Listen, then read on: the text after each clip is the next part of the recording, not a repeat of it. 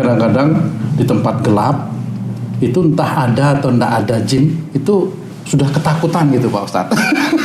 Jadi seolah-olah jin ini sesuatu yang menakutkan dan akhirnya manusia itu, terutama saya juga nih, harus tunduk dan nggak tahu harus berbuat apa gitu. Sebenarnya jin itu memang harus ditakuti atau jin nanti akhirnya bisa takut pada sesuatu? Mohon pencerahannya mengenai jin ini Pak Ustadz. Ini yang kadang-kadang masih menjadi dilema di kehidupan kita ini Pak Ustadz.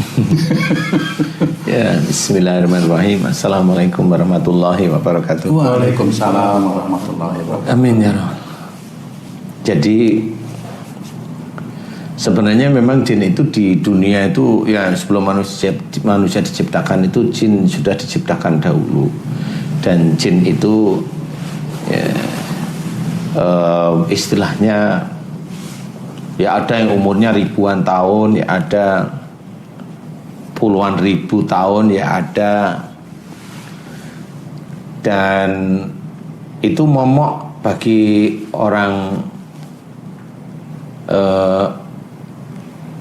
orang-orang seperti kita. Momok itu jadinya ada yang akhirnya menjadi suatu ketakutan. Jadi karena kita itu kan dari budaya kita itu kan sering ditakut-takuti, di sonono ada ini, di sonono ada ini, di jembatan itu dulu rambutnya panjang, nah itu udah masuk ke sini. Kemudian ada di sana itu yang di pojok sana di pohon itu ada yang kadang di pohon itu dia nggak mau lihat kita, tapi di sini tuh kalau dia nengok di sini itu berdarah-darah seperti itu. Itu kan sudah masuk. Akhirnya di kecilnya kita itu sendiri juga kalau ada pohon, bukan pohon itu asal pohon gede, agak gelap ya udah deg-degan dulu pasti. Nah itu karena dikasih memori yang salah. Itu jin ada atau tidaknya jin itu kan tergantung. Nah kalau orang itu sudah menceritakan seperti itu, di situ ada ini, di situ ada ini, nah akhirnya jin itu pada ke situ. Prasangka, iya, dia mengikuti prasangka orang itu, yang itu dianggap menjadi polemik. Nah itu di situ sudah mulai banyak. Jadi jin itu ya seperti itu, insya Allah ya. Ada jin yang memang tidak mau seperti itu. Kalau seperti itu ya karena prasangka orang aja. Kemudian jinnya juga ingin eksis kan gitu ya, ingin eksis tuh karena sudah disangkakan sehingga dia ingin mau jadi artis di kehidupan manusia gitu. Sehingga dia muncul. Jadi jinnya sendiri itu yang di YouTube itu jinnya itu sebenarnya sudah tahu dia.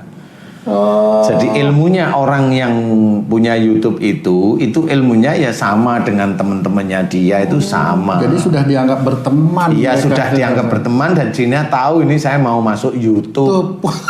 Makanya muncul ada jinnya anak SMA naik sepeda kan ada jin hansip, ada jin wanita mabuk ada. Ya itulah karena ilmunya orang itu dilihat oleh jin di sekitar itu menjadi teman, dan jin itu tahu kalau orang itu nggak marah, nggak mengamuk, jadi nyaman gitu, jinnya nyaman. Nah karena dia itu jinnya juga tahu kalau dia itu bawa kamera, jinnya ya tahu kalau ini pasti jadi artis nih saya. Orang kita yang muslim mencoba untuk lurus di jalan Allah Ta'ala ya. Kita membaca surat Al-Falaq sama An-Nas, itu kan bacaan untuk agar kita itu mohon kepada Allah Ta'ala dilindungi dari sihir. Itu doa, itu kan sebenarnya doa. Orang yang kena sihir juga nggak sembuh-sembuh kok. Kan kita harus mikir. Jadi dalam bacaan ini lah, ini dibaca Falak sama Nas kok nggak hilang-hilang, padahal ini berlindung dari sihir. Lah ya memang kelirunya di mana itu? Kelirunya yang satu itu niatnya dia, kemudian dia nggak sadar kalau kita atau kalau seseorang berdoa kepada Allah Ta'ala itu tetap jawabannya dua. Ada yang dikabulkan, banyak yang belum atau tidak dikabulkan. Nah itu harus paham dulu kalau namanya orang berdoa. Jangan kalau berdoa itu langsung dikabulkan. Emang kamu siapa? Nabi bukan, keluarga Nabi bukan, sahabat bukan, tapi ngaku-ngaku kalau kamu baca ini hancur jin ini, lu kok kamu kayak Tuhan sih kan gitu. Tidak bisa seperti itu. Malah salah banyak. Malah salah banyak yang seperti itu salah banyak. Wong itu juga intinya sama, mau dibacain ini, mau besok juga masih bacain aja. Kalau jin itu hancur, bacain aja bacaan kamu yang kamu bisa. Bacain, nggak apa-apa, silahkan. Hancur nggak dia? Enggak kok. Nah, disitulah harus difahami bahwa nggak bisa orang itu menentukan bahwa dia menghancurkan jin, itu nggak bisa. Kalau dia mengeluarkan, lah bacaan sendiri itu tidak ada yang namanya untuk mengeluarkan jin. Lah kan lucu. Hanya berlindung dari gangguan aja sebenarnya. Nah, kalau doa tadi kan berlindung dari sihir sebenarnya. Nah, inilah yang harus kita sadari bahwa jin-jin tersebut itu sebenarnya mengetahui orang yang akan dihadapi. Bukan orang itu.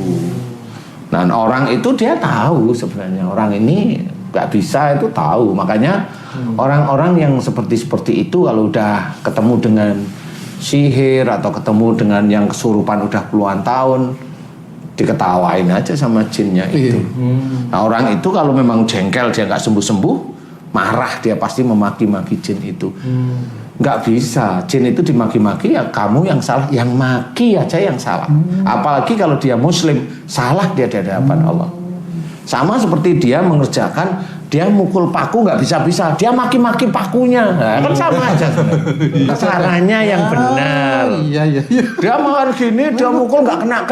Loh, kenapa kamu nggak kena? Oh, pokoknya saya maki-maki aja. Iya, benar. Mau palunya kayak, mau pakunya kayak, saya maki-maki, nggak taunya. Oh, dia nggak ngelihat, nggak taunya. Kan seperti itu. Sebenarnya sederhana, tapi itu bisa menjadi gambaran bahwa jin itu melihat orang yang akan dihadapi. Jadi harus paham. Nah, bagaimana caranya untuk menjadikan orang-orang yang terkena sihir, terkena ini terus-menerus ini, itu menjadi betul-betul dibebaskan oleh Allah Ta'ala. Dibebaskan itu maksudnya dikeluarkan sihirnya, dikeluarkan apa aja yang mengunci di dalam tubuhnya. Nah, itu harus paham. Kenapa harus paham seperti itu? Jin-jin ini masuk itu pasti atas izin Allah, bukan hanya jinnya aja iseng. Kalau jin itu iseng itu biasanya nggak mau masuk lah, ngapain aku masuk ke tubuh dia kan gitu. Kecuali memang jin itu dibayar oleh orang, nah itu dia kan bersekutu orang itu dengan jin. Jin itu juga bersekutu dengan orang. Jadi kalau ada orang Islam, dia itu seperti itu menggunakan itu ya sama. Jinnya itu juga sohibnya orang Islam. Jadi jinnya sendiri pengen besok masuk surga karena sohibnya orang Islam. Karena banyak besok yang menolong gitu kan, sohib-sohibnya yang lah ya itu jinnya juga ingin ditolong sama sohibnya yang dia bantu itu kan gitu. Ngerti nggak?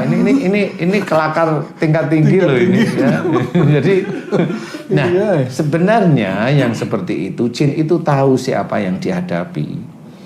Nah, orang yang dia tidak bisa mengerjakan, ya itu pasti marah dengan jinnya. Enggak bisa.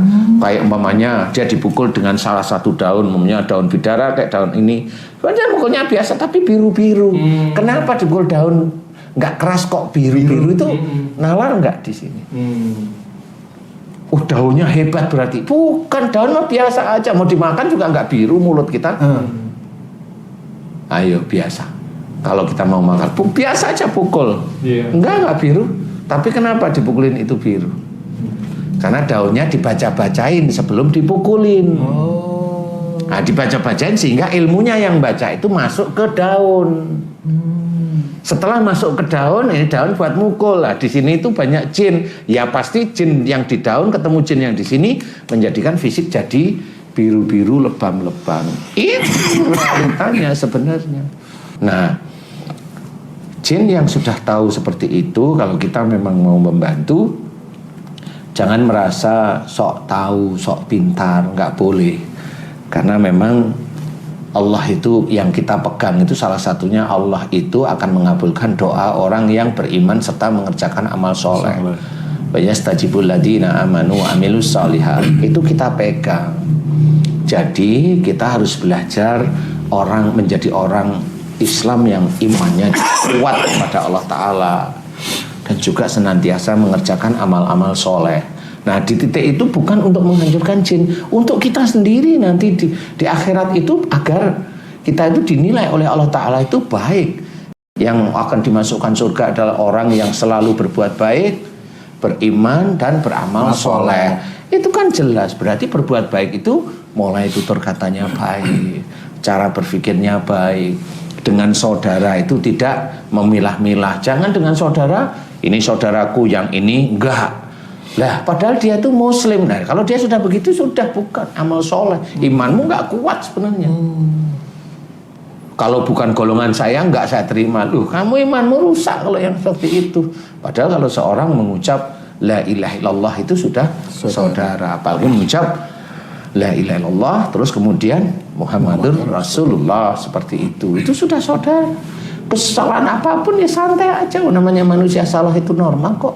Kan gitu. Tapi jangan menjadi kelompok yang merasa benar. Nah, jin itu faham bahwa orang-orang seperti itu rusak dia imannya.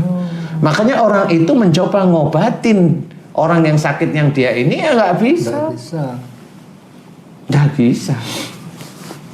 Insya Allah nggak bisa. Dia akan kesulitan. Walaupun sekarang diem kan bukan sembuh.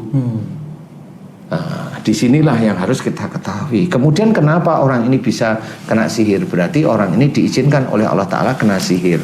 Kenapa orang itu bisa kena sihir? Karena marahnya yang berlebihan, dendamnya berlebihan, egoisnya berlebihan, suuzonnya berlebihan, kaku hati, susah dinasehatin, susah diberi masukan, itu juga berlebihan.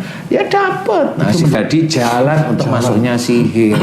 Dikasih tahu orang tuanya sejak dulu susah. Sekarang dikasih tahu suaminya susah, kan gitu.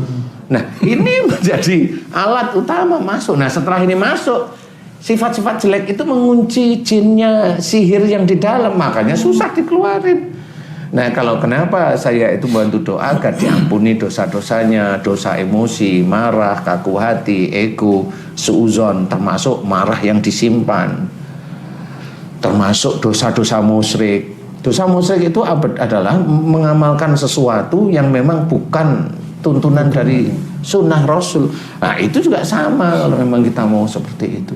Jangan. Ayo yang lurus-lurus aja.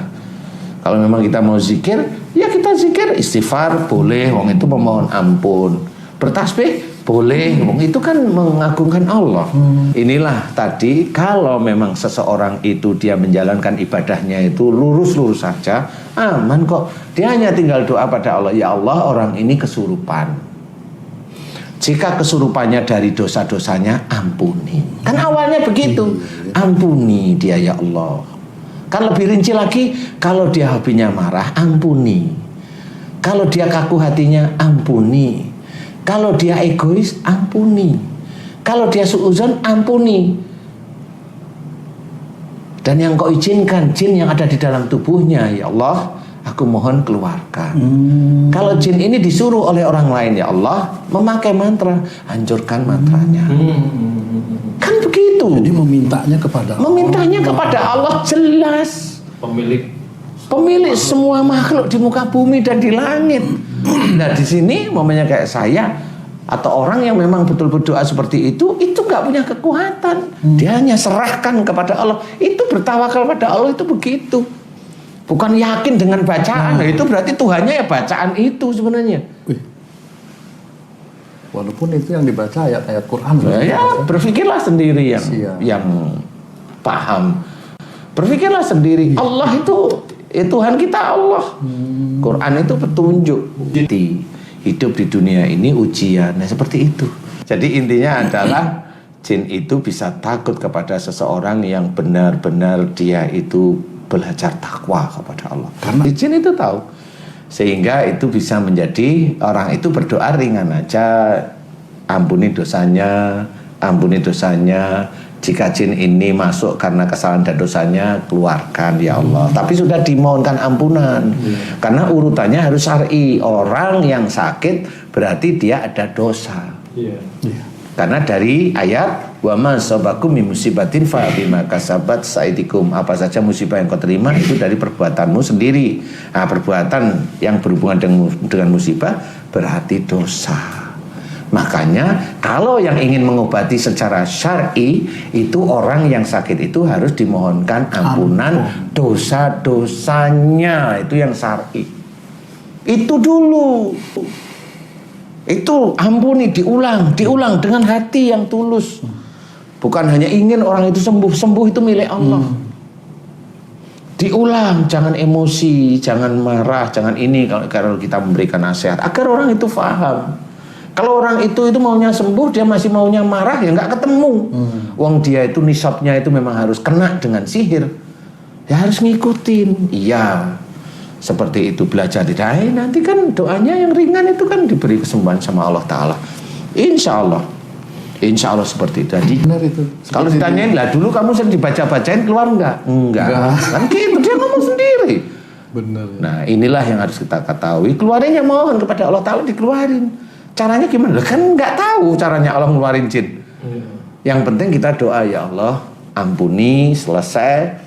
Kemudian keluarkan jin kalau jin ini biasa. Kalau itu dari sihir, ya mohon kepada Allah mantra yang bisa jin itu masuk dihancurkan oleh Allah. Selesai. Dukun dan orang yang menyuruh didoakan agar diselamatkan oleh Allah. Selesai, ngikutin. Nah, kenapa orang dan dukunnya harus diselamatkan oleh Allah Ta'ala? Itu ada dalam Quran. Wa idza khatabahum jahiluna qalu salama. Nah, jika engkau disapa oleh orang jahil, katakan dengan penuh keselamatan. Nah, kata yang penuh keselamatan tidak lain adalah didoakan agar dia selamat. Doa kepada Allah Ta'ala. Jadi bukan dihajar gitu, enggak bisa. Ini mau dikembalikan enggak? Loh kok dia bisa dikembalikan? Nah, yang dia bilang dikembalikan siapapun orangnya, itu ilmunya bukan muslim. Gitu. Saya bisa dikembalikan enggak? Nah, udah sama orang ini bukan muslim. Walaupun dia bacaannya seperti itu. Udah pergi aja pulang. Kalau sakit pulang. Daripada musyrik nanti dinilai oleh malaikat atid. Dan nanti kemusikan itu dicatat terus menerus. Kalau berdoa gagal terus. Seperti itu. Insya Allah kurang lebihnya. Wallahu a'lam.